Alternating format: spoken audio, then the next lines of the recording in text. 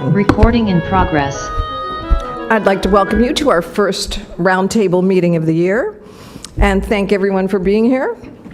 As a reminder, tonight's meeting will have hybrid access with members attending in person and the public welcome to attend in person or remotely. We do have a member actually, hello Paul, who's attending remotely, but I believe, can he vote? So we actually need a quorum of the members in the room before we can allow Paul. But then we can count Paul's vote. We can after count that. his vote after that. Okay. So once we have a quorum here, Paul, then we can vote. And any members of the public who wish to speak, please fill out a speaker slip located at the entrance. And for those attending remotely, please use the Zoom raise hand feature to be recognized during the public comment section of the meeting. We don't have a quorum yet, so I think, should we delay the roll call? So we have to take the roll call. We can. Okay. I'm looking to see if this is our quorum here. So we can, we have to take the roll call. We can announce that there's not a quorum. We can do any of the informational items, and then we can go back to approve the consent calendar and do the election. All right, so Diane, please proceed with the roll call. Thank you, Chair. City and County of San Francisco Board of Supervisors, absent. City and County of San Francisco Mayor's Office. City and County of San Francisco Airport Commission. Mike Nicorncat, present. Thank you. San Mateo County Board of Supervisors, absent. CCAG Airport Land Use Commission, absent. Town of Atherton, absent. City of Belmont, absent. City of Brisbane, Terry O'Connell, present. City of Burlingame, Desiree Thayer, present. Town of Colma, Joanne Del Rosario, present. City of Daly City, absent. City of East Palo Alto, absent. City of Foster City, Susie Niederhofer, present. City of Half Moon Bay, Patrick Johnson, present. Town of Hillsborough, Christine Krolik, present. City of Menlo Park, absent. City of Millbrae, Stephen Rinaldi, present. City of Pacifica, Christine Bowles, present. Town of Portola Valley, Mary Hefty, present. City of Redwood City, Marcela Padilla, present. City of San Bruno, absent. City of San Carlos, absent. City of San Mateo, absent. City of South San Francisco, absent. Town of Woodside, Paul Gold, present virtually. I have a child care issue. Thank you. Thank you, Chair. Currently, we have 12 present, so one short of a quorum. Okay, thank you. So what we will do is we'll go to public comment on items not on the agenda. Is there anyone either in person or on Zoom who wants to comment on anything that's not on the agenda? Yes, we have one member in the room and one member on Zoom, beginning with Ms. Schneider. Ms. Schneider? Welcome, Ms. Schneider.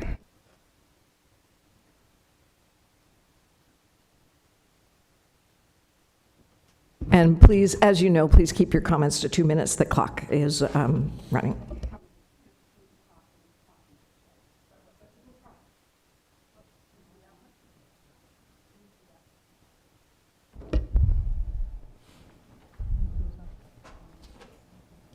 Oh, and Ann, there's a clock right up there.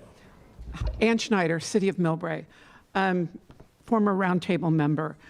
I am doing a history project right now that looks at Millbrae's history back from the 1800s to present. What it is showing is that Millbrae is what's considered under environmental justice laws, federal and state level, that Millbrae is an overburdened community. What that means is impacted by multiple infrastructure, the pollution, and the loss of economic opportunity. So in this case with the airport actually was built on and taking down Millbrae's hills to create a big revenue stream for both the County of San Mateo, but an economic loss for us and, well, San Francisco's economic barrier. When BART came in, they took away our main business area, and that is contributing tens of millions of dollars to the county of San Mateo and nothing to Millbrae. In fact, we lost the car rental agencies. The county now makes $13 million, and a few years later, we lost the ability to have our own police and fire department. So just be prepared that most of my comments in the future are to say that we are an environmental justice community. We have been greatly impacted, not just by SFO. Now SFPUC wants to take more commercial land, by BART, by Caltrain, et cetera, et cetera. We are the infrastructure burden of the greater Bay Area on that. And really and truly, that means even with the noise that we impact, the noise that we experience in Millbrae to this day, me after 9 years on Roundtable, are still absolutely non-mitigated on that. I don't say it's ignored because I know staff comments on it and it's because of the FAA, but we really need you, the Roundtable, to get back to looking at the FAA and the changes that need to be made on making sure that Millbrae is not overly burdened by the environmental negatives on that. Thank you. Thank you, Ms. Schneider. Thank you. Ms. Yapley, please go ahead. Welcome, Mrs. Yapley. Good evening. Advanced Air Mobility introduces an expanded role for local governments at non-FAA funded locations. Local authorities will evaluate impacts, engage the communities, and set conditions that reflect local priorities. I encourage you to attend the A&E Symposium March 9th through 11th. For the first time, we're offering AAM 101 training that will clarify what local authorities can and cannot do regarding drone hubs, AAM vertiports, and related topics shared at the Roundtable. The general session includes future national airspace management with new entrants and today's aircraft, drone considerations at Phoenix Airport, early AAM use cases planned at New York and DFW airports, Dallas-Fort Worth, noise office perspectives, practices, and possibilities, including our own Bert Ganong and Mary Jo Fremont, health effects of noise and sleep disturbance, community voices representing lived experience, and more session topics. Thank you very much. Thank you. Any other public comment? Thank you. No other hands raised or received in the room. Thank you. And as our speakers know, and I think everyone knows, because these are unagendized comments, we can't respond to them, but the input is always valued, and we do take notes of it. Did we have any more? Did anybody else come in? And we're still short of quorum. So then we will go to Mike Nicornket. And Nicornket, I'm getting there. Nicornket. Mike Nicornket. I actually practiced this tonight before I came. So we will move on to the chair. It's a very exciting week at the airport, Mike. You've got a lot of activity coming on with the Super Bowl, and I saw Doug Yakel, the communications director, on the news talking about Waymo. So I will turn it over to you. Thank you very much, Chair Krolik, and good evening, everyone. I do have a number of topics to report out on this evening. First of all, I want to start out by acknowledging a tragic incident that occurred at SFO last month. A Donata ground service worker lost his life on the night of the 18th of January in a work-related accident. The cause of the incident remains under investigation, and our thoughts and prayers go out to his family and his company at this very difficult time. Chair Krolik, as you mentioned, the travel season has been extremely busy. This past holiday travel volume exceeded the pre-pandemic travel volume, with Christmas through New Year's traffic, 1.3 million total passengers. That's 4% higher than we had last year and 2.1% higher than 2029 pre-pandemic. We finished the entire year, 2025, with 54.4 million total passengers, and that's 4% higher than 2024, but still about 5% lower than 2019 levels because you had that entire year effect. But we certainly expect this year to be as busy, if not busier, than 2019 pre-pandemic. Going to Super Bowl 60 preparations, we are in full swing with Super Bowl travel and expect about 1.3 million travelers during this 10-day period from February 1st through February 10th. Airlines have added 28 additional flights between SFO and both Seattle and New England, including 10 additional arrivals on this Friday, the 6th, and 13 additional departures on Monday, the 9th.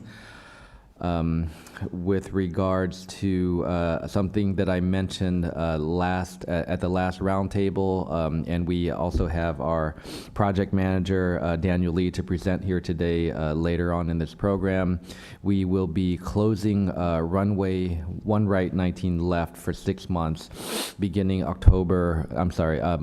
3rd of 2026 for 6 months for repaving and improvements. And for safety reasons, the adjacent parallel runway 1 left will also be closed for takeoff and landings, which means both of the shorter runways at SFO, the 119s, will be closed for a period of 6 months, and all operations will occur on the 28 runways, the 1028 runways. And we have a presentation to discuss what that means later on here tonight. A Waymo update: we approved Waymo to begin autonomous passenger operations at SFO effective on the 29th of January. This culminates a 3-phase testing process that began last September. It's essentially a soft launch, only available to a limited number of riders as they gradually increase their volumes. And pickup and drop-offs will occur at the ground floor of the rental car center away from the terminal roadways. And lastly, we have a couple new airline services to announce. Avianca announced seasonal nonstop flights to Guatemala City from SFO starting May 31st of this year.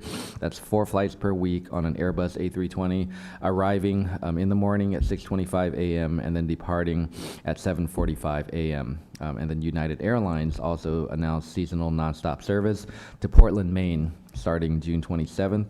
That's 1 flight a week, Saturdays only, on a 737, arriving at 9:37 p.m. and then departing in the morning at 8:10 a.m. And that is all I have, Chair Krolik. Thank you very much. Thank you very much to our director. And great work. I flew through the airport during holiday time. Everything went very smoothly. Thank you very much. All right, so for tonight's meeting, we still cannot do any of the voting items, but we'll hear about the SFO agency updates, as well as an update on the TWG meeting that was just conducted before the full roundtable meeting, and we'll end with an informational presentation from our technical consultant on aircraft noise regulations. So I do want to take, before I ask Terry for an update on TWG, I just want to provide a couple updates on our partners at the FAA. We did reach out, thank you, Vanessa, to the FAA to present at this meeting, and we didn't receive confirmation back. After that request, we received information that due to the current partial federal government shutdown, more than 10,000 FAA employees have been furloughed. There are approximately 13,000 air traffic controllers and other safety-critical staff remaining on duty to ensure essential services such as air traffic control and safety oversight. So we'll continue to monitor developments on this furlough and share updates as needed. Additionally, we also received notice that the FAA recently retired its regional aircraft noise complaint hotlines, but they've transitioned fully to the national ANCIR portal as the single method for receiving public noise concerns. So there is some good news that the FAA is seeking feedback and comments on this new process to assess how information is collected and how the burden on the public to report airport noise can be minimized. So the comment period for this item ends before our next roundtable meeting. So both myself and the vice chair will work with staff and our technical consultant to consider and submit comments aligned with the roundtable's mission to the FAA, and we will report back at our next meeting. So that concludes my report, and we will now I will turn things over. Oh, actually, you know what? I didn't ask if anybody had any questions for the director. Do we have any questions for Mike on his report? Yes, Susie. Thank you for that the information. You talked about the Super Bowl and getting prepared for that. I'm assuming that you also have plans working on FIFA, when FIFA arrives in, I think it's May, and Yes. very similar? Yes, we are ready for the FIFA increase in air traffic activity as well, and similar type of preparations. Yes, Stephen. Thanks, Chair Kralik. Just a quick question regarding the Waymos. When can we anticipate a full presentation to the roundtable regarding the pilot program that they're kind of going through, the different phases, and when they'll be in full swing production running? Let me check back on that. Let me check and get back to you on that. We will have to coordinate with our team to find an appropriate time to come back and present and understand that information. We are, as I reported in my report out, we are essentially in the third phase of what we call testing of Waymo operations, which is when they open it up for passenger service. It's very relatively low volume of activity at this time because only a certain segment of their users are able to book the service. But as we understand what their ramp up looks like, we would be happy to come back and communicate that. Thank you. Thank you. And we can work with the director's office to see when a full presentation, but I'm sure there'll be an update at the April meeting. Any other questions for Director Corncat? Okay. Any members of the public have a question for the director? There are no virtual hands raised on Zoom or in the room. Okay, thank you. I will pass things on to Vice Chair Terry O'Connell to report out on our TWG meeting today. Thank you, Chair. I'm pleased to provide a brief update on the most recent technical working group meeting.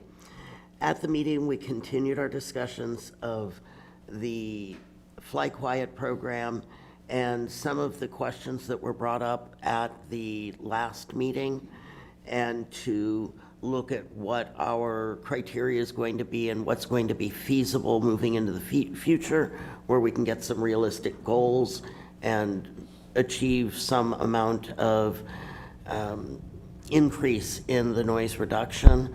We didn't get any firm suggestions yet, but we will be bringing that back to the technical working group at our next meeting. Thank you, Terry, and thank you, Stephen, for being at the meeting today. Are there any questions for the technical working group on any of on the work? All right. So we will move on to our next item. So our technical consultant, I'll turn things over to Eugene, who will provide an informational update on California noise standards versus federal regulations. I think we may have missed Bert's presentation as part of the airport. I know we're kind of skipping some of the agenda items from the Quorum. Sorry, Bert. Please, we will turn things over to Bert Ganong for his presentation. Thank you, ma'am. I thought I was going to get off scot-free. All right, so. No such luck. Yes, ma'am. All right, so we will kind of funky the way this thing works.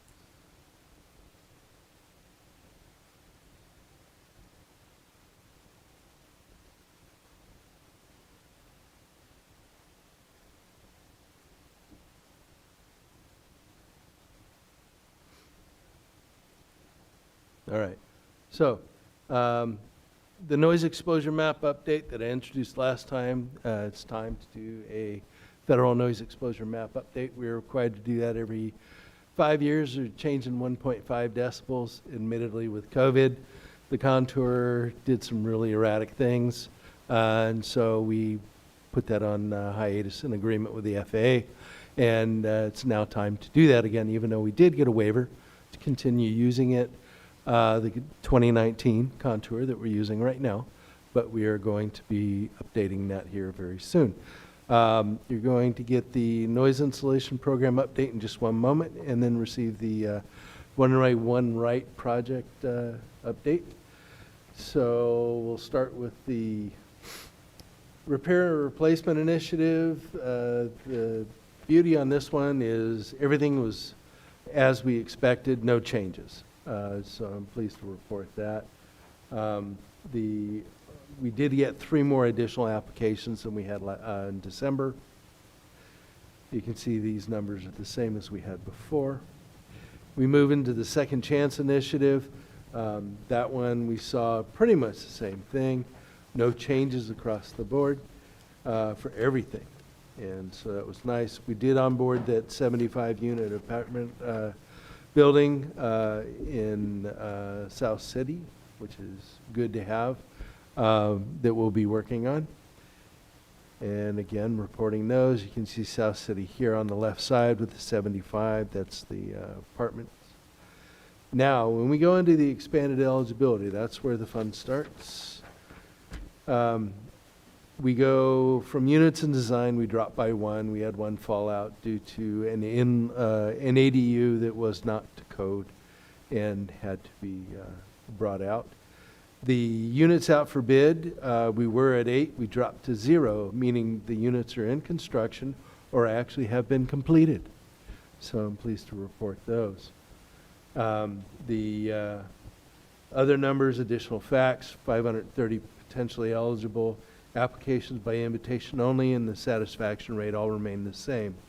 We did also change the way we're reporting.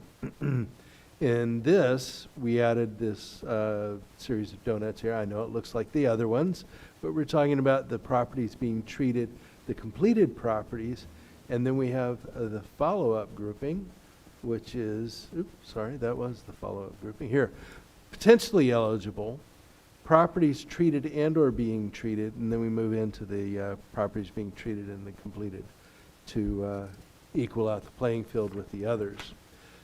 Can take questions on those now, or we can move into the Runway project. Through the chair, just a real quick question. Yes, Bert. So I'm looking at the data that you're putting up there on the screen. It's kind of hard for me to see over here. But my question kind of dovetails into a previous question we had in our last group. And it's where are the metrics for the funding of these projects and initiatives coming from? How is that determined? I believe in the TWG group you were saying it's done through both SFO and the federal government? Well, we do follow the FAA guidelines. So the FAA does produce a program guidance language in the advisory circular part 150. And so within that, we do our noise insulation program. And we have to abide by all the rules of that. And it's pretty strict. Got it. Got it. So just a simple request, if you'd indulge me on this, is there any way we can find out how SFO and the Fed figures out how much money that they allocate to this program?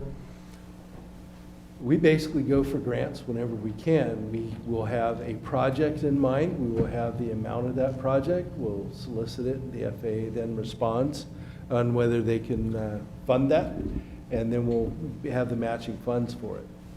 Got it. So SFO doesn't necessarily put set money aside unless there's some kind of grant that offsets or matches? We do have our own funding for the other programs, such as the repair and replacement, I believe, was a self-funded one, and the Second Chance. Great.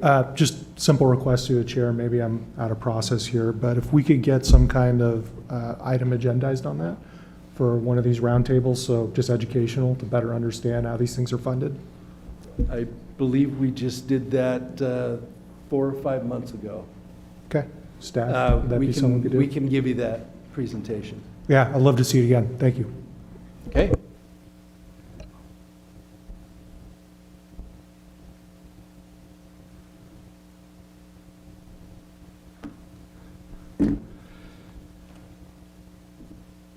Let me, and then we'll open up this one for you.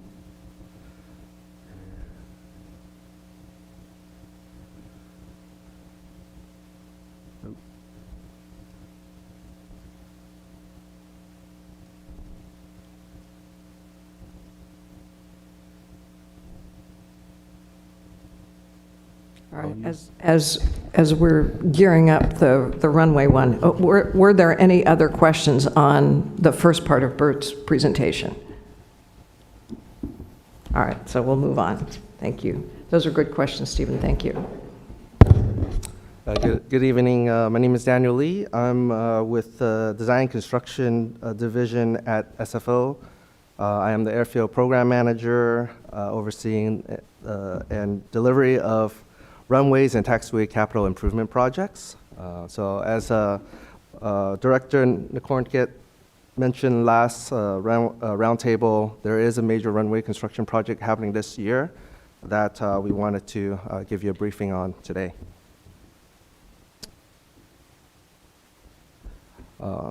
The runways at SFO are similar to what you see on your local roadways, right? We're blacktop asphalt runways.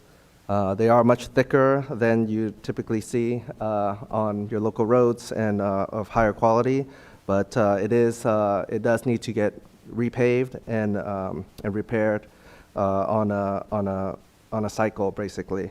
The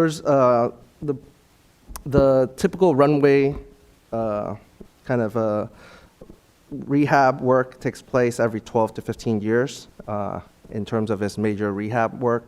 You know, once you get into more frequent nighttime repair work, we start to really investigate the conditions of it and start preparing for the actual major runway rehab that's needed. One Right project, Runway One Right is one of our two primary departure runways. The last time One Right project was overlaid was in 2011, roughly 15 years now since we last did an overlay of that runway. That project was also a little bit different than the scale and the type of work that we're going to plan to do this year. For those who are familiar, about 2 years ago, we did an overlay of Runway One Left. That project also required us to close both One Left runway and One Right runway in order to do so.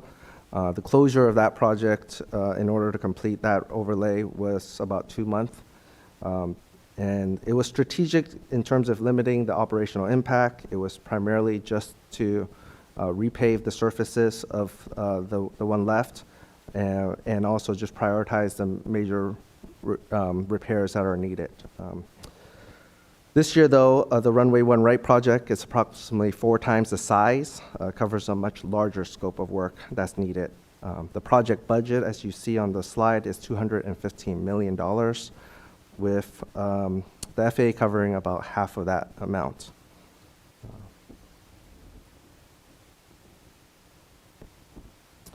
In this slide here, I wanted to share with you about what the scope of the work entails.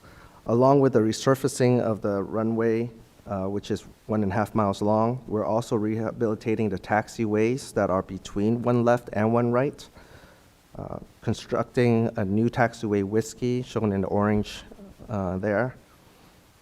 Total pavement area is equivalent to paving north and southbound Highway 101 from Millbrae to roughly the interchange of 92. So it's a large amount of asphalt and pavement that needs to be taking place in order to complete this work. There's also associated improvements to assure that we have a comprehensive improvement project, which helps us to be compliant with the FAA on the latest standards, as well as implementing all the latest safety measures and upgrading our lighting systems. Along with that, there's going to be a rehab of the EMAS system, which is engineer material arrest system that is at the end of our runways. This ensures that if there's an overrun of an aircraft, that system is able to stop the aircraft before it goes beyond the runway safety area. This runway safety EMAS was installed back in 2014, and it's now time for light rehab of that work as part of this project.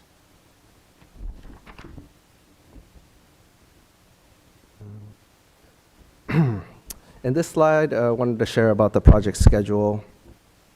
As the director mentioned, we are beginning the construction of this project on March the 30th of this year, which would require us to close both one left and one right runway. It's strategic in the way that we're planning to deliver this project and also keeping it safe. One left will either be partially, portions of it would be used to, tie in the new taxiways that we're constructing. There are phases of the project where we use one left as a detour taxiway to operate aircraft to avoid ground congestion. The project, knowing that it is, outdoors, we require good weather conditions, so we strategically start the project around the April timeframe when the weather becomes better and there's not as much rain or weather impacts. And we, due to the nature of this project, it does require us to use basically the spring and summer and the fall seasons up until we get to Thanksgiving in order to complete this work.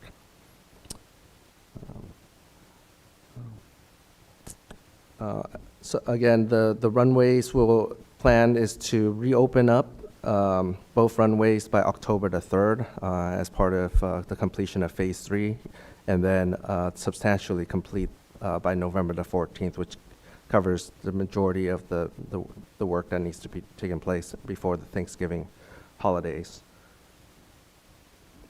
In the next slide, I'll share with just a really high-level overview of how the project will be phased and delivered. There are 4 phases of the project. Under phase 1 and 2, we prioritize the construction of taxiway Whiskey, which is the area in red and in yellow here. Once that is constructed, we're able to transition over to phase 3, utilize the new taxiway Whiskey as a detour taxiway around the work areas in order to accommodate all the aircraft that needs to be accessing 28 left and 28 right. Once phase 3 is complete, we're then able to reopen up all 4 runways for operation, and then following the Fleet Week, which is anticipated to be the first week of October, we will then transition over to completing the project under phase 4, which is an intersection of taxiway Foxtrot and Lima. At the conclusion of phase 4, which takes approximately 4 to 5 weeks, we will reopen up the taxiway, and the project will be complete at that stage. Just a few other elements, and then I'm going to transition over to Doug, who will talk a little bit about the changes in air traffic. But what to expect, because of this major project, it will require us to complete the work both day and night shift, continuously from Monday through Saturday. There will be fluctuations of activity throughout. There may be days where we don't use as much night work or go into any night shifts, but there are going to be pretty heavy in terms of going through every shift to complete the work with a Monday to Saturday work activities. We also expect to have 2 access into the airfield, and with the north end access is through, it's off of the off of the highway, North Access Road, and then on the south end of the runway, the one left, one right end, we access that area through the Millbrae Avenue Bayshore Highway, which is where we have a gate 1 at South McDonald Road. When we are doing that work, we'll have traffic control in place to expedite the movement of traffic to prevent any roadway congestion. In addition to that, we're aware of just roadway sweeping and just the debris that we tend to track when we do construction. We'll have extra roadway cleaning in order to prevent any debris leading into our local roads here. With that, I'll transition over to Doug, who will talk a little bit about the air traffic.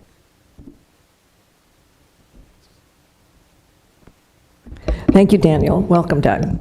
Thank you very much. So I just want to talk for a moment about the effects that this project will have on how aircraft will take off and depart from, sorry, Bert, would you mind advancing the slide for me? There we go.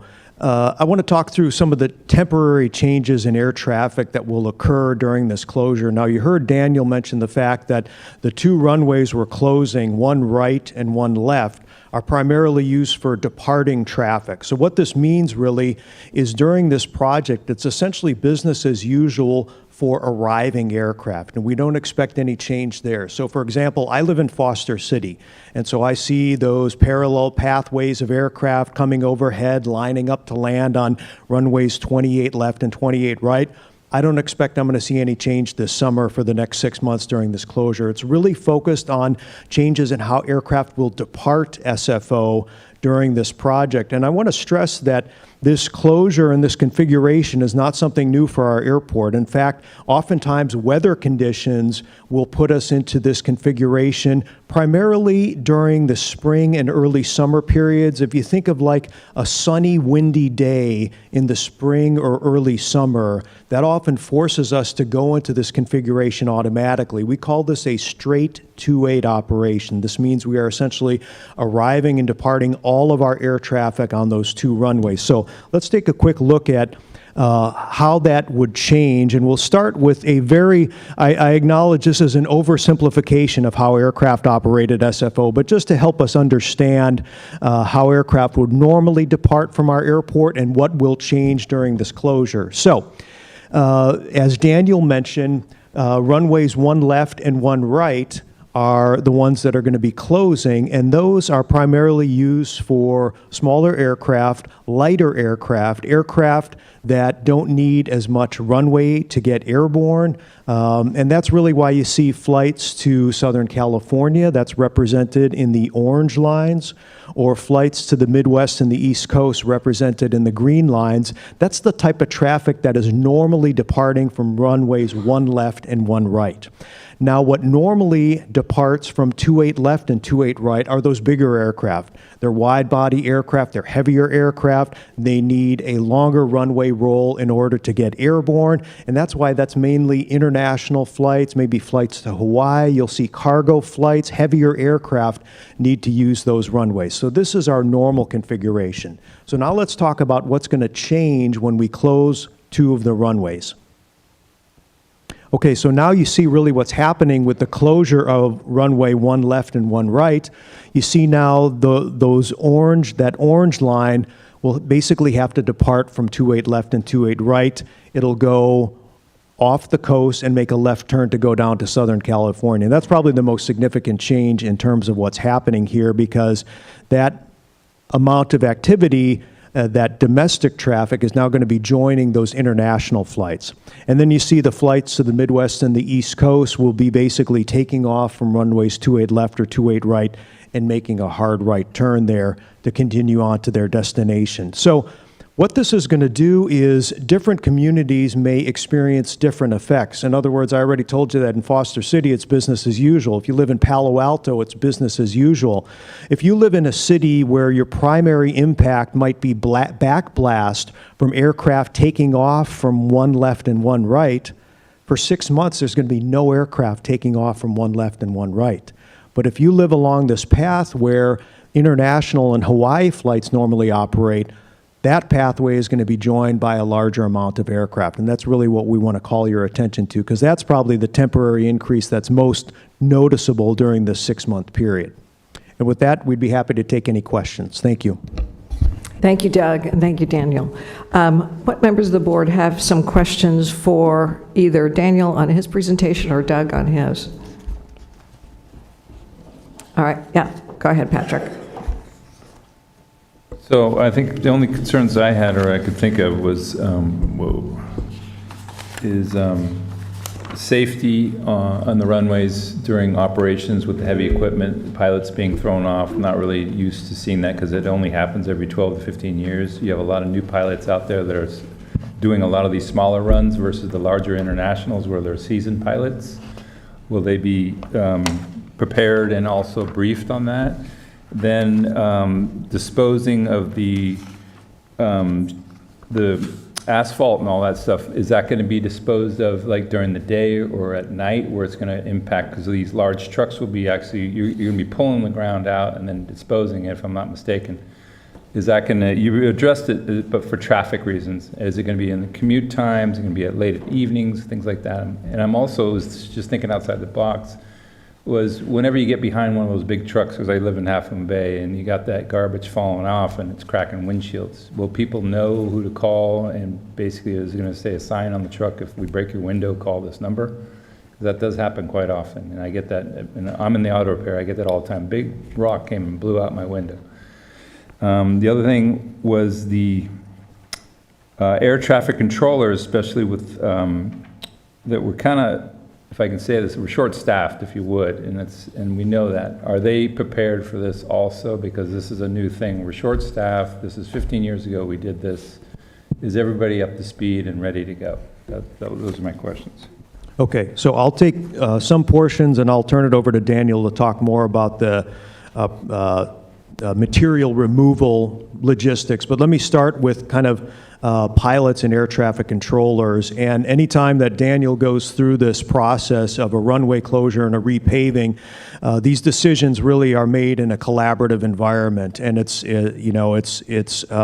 stakeholder engagement, and these decisions are always made in conjunction with the pilot community and the air traffic controller community. And it's actually these two groups that recommended this approach, that recommended this runway configuration, this straight 2-8 configuration, because it is something they're familiar with. As I mentioned, it's a configuration that we naturally go to during windy afternoons in the spring and summer, so it's something pilots know it, air traffic controllers know it, so we are not going to some unknown place. We're going to a configuration that is already known and established, and these groups know how to operate. And that's really why the pilots, the airline pilots and the air traffic controllers recommended that approach. So we're comfortable there. The other thing I'd want to mention on the safety front is, Daniel mentioned this too, for both of these projects, one left and one right, when we did a repaving, we intentionally closed the parallel adjacent runway just for an added margin of safety, because we didn't like the idea of a live aircraft departure 750 feet away from an active construction site. And you think about all the trucks and the equipment, and that's really why, for safety reasons, we're not just closing one runway, we're closing two during this period. And with that, I'll turn it over to Daniel to talk about the material removal. I'll just add real quick also, as much as we also collaborate, we also do a lot of safety risk assessment with FAA under their formal processes, which includes a panel of airline experts, pilots, and air traffic controllers that sit through the project and review the phasing plan, the safety elements that are implemented in order to make sure that there's proper control and the standards are being met in terms of doing the construction project. So we actually conduct two of them, one through the airports division as well as through the air traffic division. And the results were actually low risk, and so that was a really good, meaning that we did the work in order to plan properly, in order to have all the planning in place for the construction. The question regarding the mitigation of just handling the debris that could come out of the trucks, with being on the airfield doing construction work, there's a lot of FOD that is of highest concern. There's a lot of elements already on the job in order to clean the tires and the vehicles, proper checking of those prior to even leaving the airport property. And then on top of that, if there are other debris that's coming out of those, we have sweeper trucks handling the roadways and such. There are also requirements for the contractor to cover those vehicles when the grindings and the materials that are coming off of the job site is taken care of. There was one more question, the last question you had? Oh, yeah, it was ATC up to speed, yeah. And so similar to what we've mentioned, a lot of the coordination happens with air traffic controllers in mind, as well as their staffing in order to be able to do the training ahead of these construction projects. And the training for the people that are actually doing the work on are they trained and prepared too? Because you're working on an airport, and what crew are you hiring? Are these people prepared to do this? Have they done this before? So the project had hired Granite Construction to do the work. They actually completed the Taxiway Zulu project end of last year successfully with no safety concerns. They go through orientation training in order to prepare every person that is on the job site in order to do the work properly and know what risks that they need to mitigate and make sure that the construction's done properly without impacting the live operation that's also happening around them. Last question that just came up with, because you normally change the structure of which airport or runway you're going to take off on based on crosswinds. Now, if you're saying we normally switch over to this runway, which one was it? One left and one right. Is that correct? So that's your spring or when the winds shift. But what if they shift in not favorable winds and you're taking off in a hazardous condition? The FAA always determines how we're going to use our runways to maximize safety. And that's why throughout the year you'll see different configurations being used. So normally when we get out of the winter season, which is what this is timed for, our normal configuration, small aircraft taking off from one left and one right, large aircraft taking off from 28 left, 28 right, but then all aircraft taking off on 28 left and 28 right when wind conditions demand it. So that's why I say this is a configuration that both pilots and air traffic controllers are familiar with. Thank you. Yeah, Christine. Thank you. And then Mary. So I'm just trying to understand, I guess, a percentage of additional impacts, right, to be able to prepare our communities. I mean, obviously the night hush program isn't going to be working during this period either. So how many, percentage-wise, how many more flights are we talking about? And are the hours also extended, given that you're limited in departures? Bert, would you mind going back to the slide of...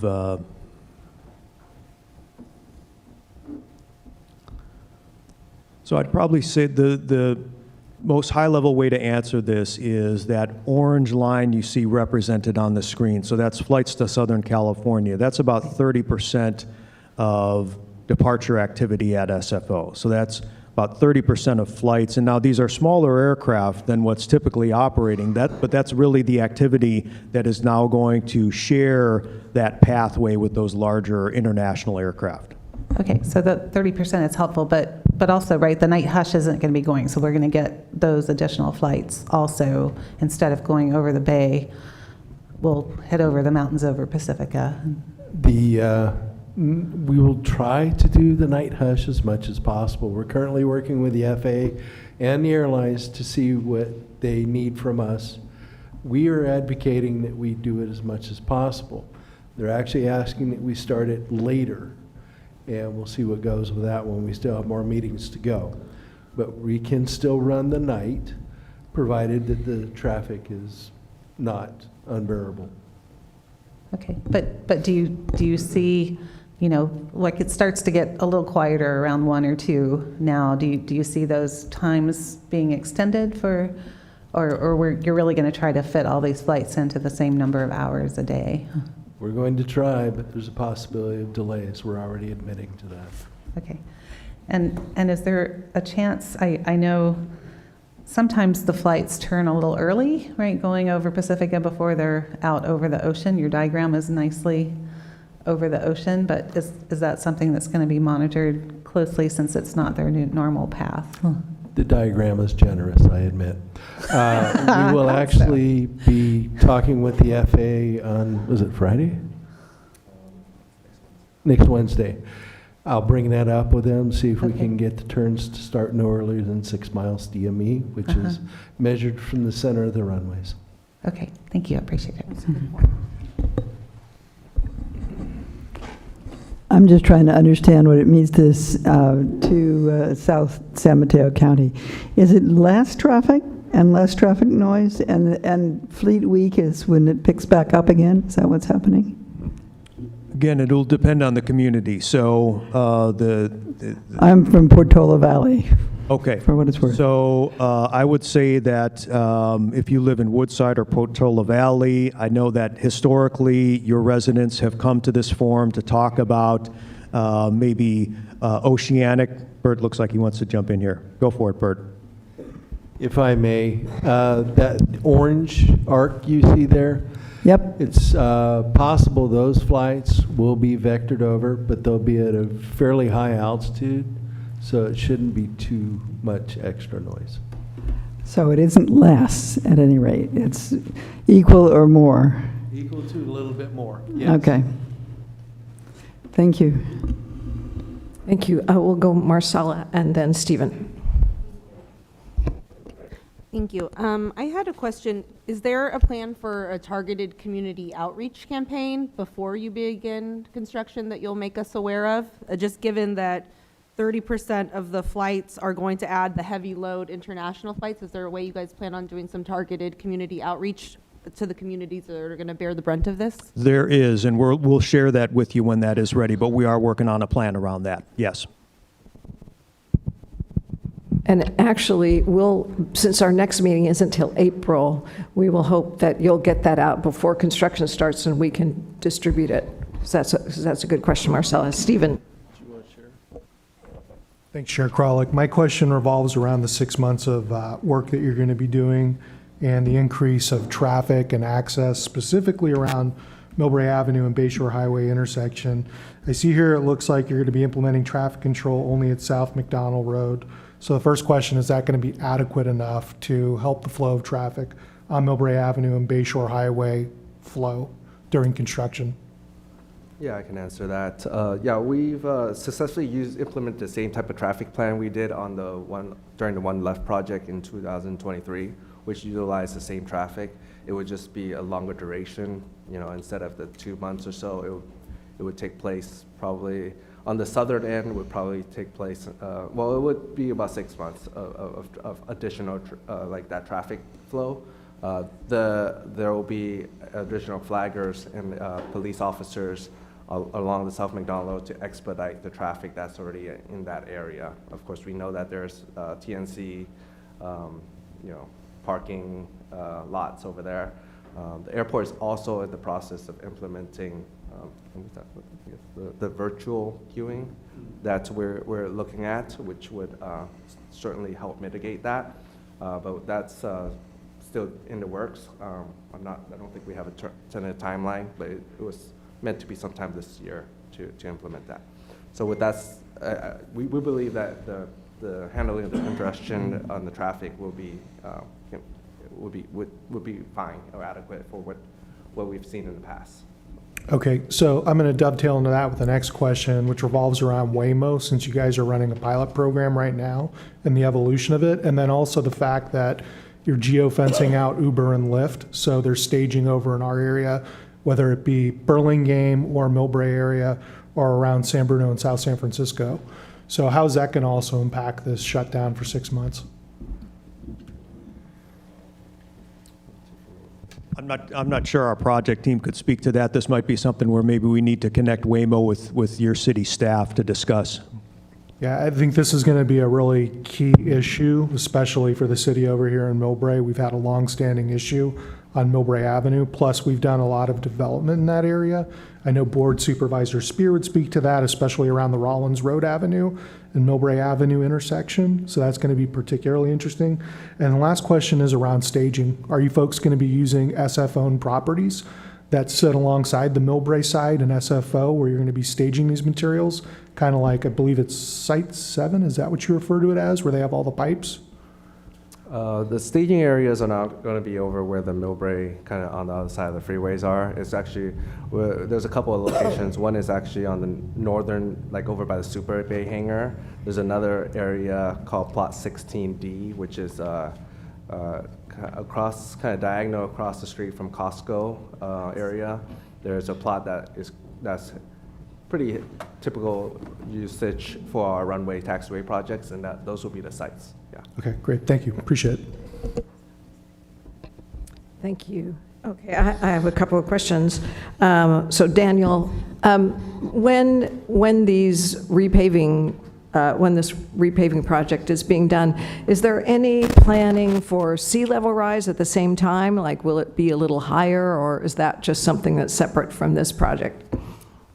It's separate from this project because the runways have to kind of maintain a very standard profile.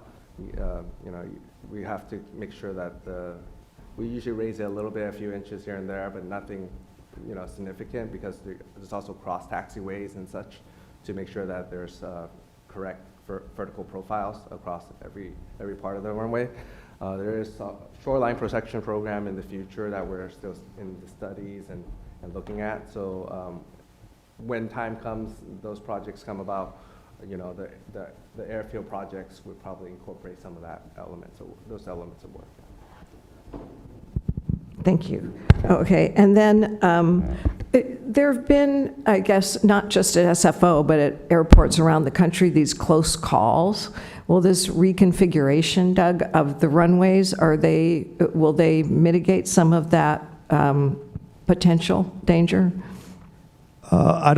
It's not a direct, this is really driven by the runway closure. It's a configuration that is a requirement of that. I would tell you that a lot of the collaboration that goes into this incorporates feedback from what we learn. In other words, some of the previous projects that Daniel has led for us, as we are repaving a runway, we may also be addressing adjacent taxiways where there are known hot spots that had previously caused pilot confusion. So the temporary runway configuration itself isn't a solution, but a lot of the taxiway improvements, they're incorporating some of the analysis that's previously been done about where have past sources of confusion been and what can we do in terms of the geometry of our taxiways to reduce that. No, that's good to hear. And then my last question, will there be less flights or more delays or both? And then just to drill down a little bit, because we are focused on noise, if we are expecting delays, are we expecting them to go later and later into the evening? So another part of this planning process involves engaging with airlines, and this happens every time we close a runway. It's more critical when we close either 28 left or 28 right, because those are the primary runways for landing, and those really trigger the greater delay potential. And in many of those cases, airlines will make adjustments to their schedule during the runway closure to mitigate some of the delay impact. In this case, because it's really two of our shorter departure-only runways, I don't know that we'll see as much schedule adjustments, but we expect that airlines will still be analyzing that. There is some potential for delays. We estimate maybe 10 to 15% of flights might experience a delay up to 30 minutes in duration. There's a few hot spots during the day, including one at around 9 o'clock at night. So we know that airlines are looking at these things and basically adjusting their schedule to reduce the impact on their own operations. Great, thank you. Thank you. Before we ask the public, Stephen, do you have another question? Yeah. Yeah, just a real quick follow-up question on the One Shoreline initiative. There was a question around the runways, if they'd be altered in any kind of way. My question revolves around One Shoreline specifically. Is there any possibility, or as the plan exists today, will you be extending the runways further out into the bay? We have a shoreline protection program, and there is no plan to extend the runways themselves. We do have, if you can picture going out into the bay, there is a lighting trestle So there will be, as we build seawalls around our existing runways, there will be work out there, but the physical dimensions of our runways will not change. Thank you. Thank you. Well, this is clearly a complex project, and we really appreciate all the work and thought that's gone into this, and wish it to be as smooth and quick as possible. Did any members of the public have any questions? There are no current hands raised on Zoom or in the room. Thank you. All right. Then thank you very much. Thank you, Daniel. Thank you, Doug. And we will now turn things over to Jean. Thanks for your patience.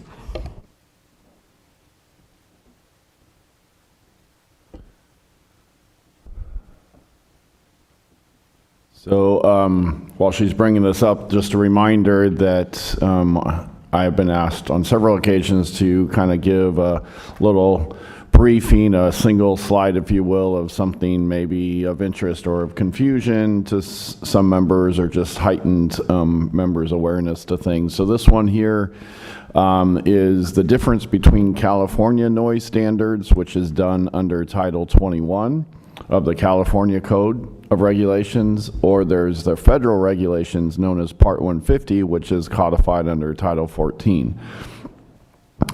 And so there are some differences. They're pretty slight.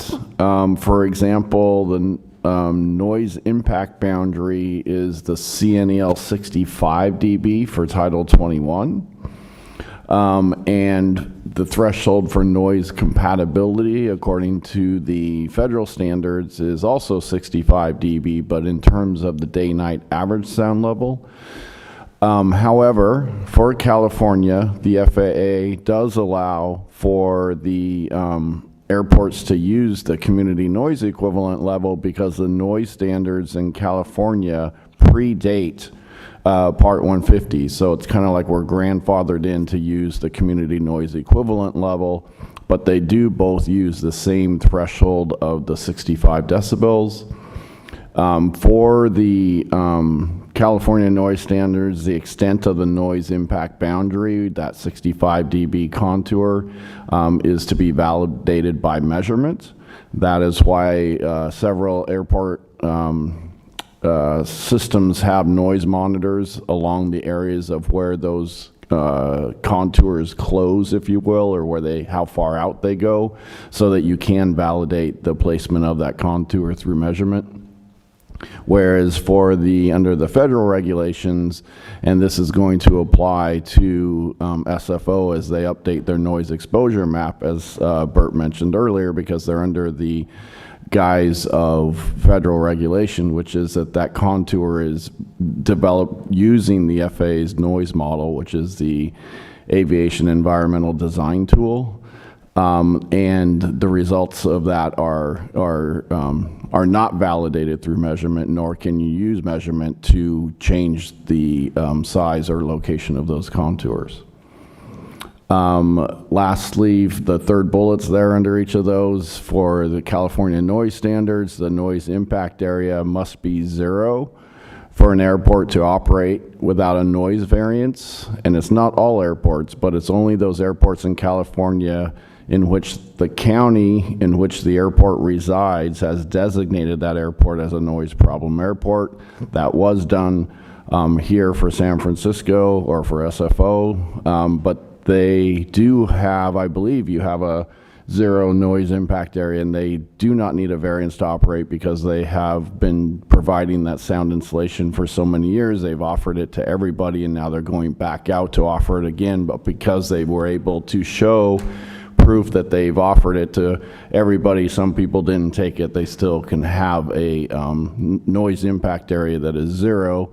And the noise impact area is defined under the noise standards in California as being the area of non-compatible or incompatible land use.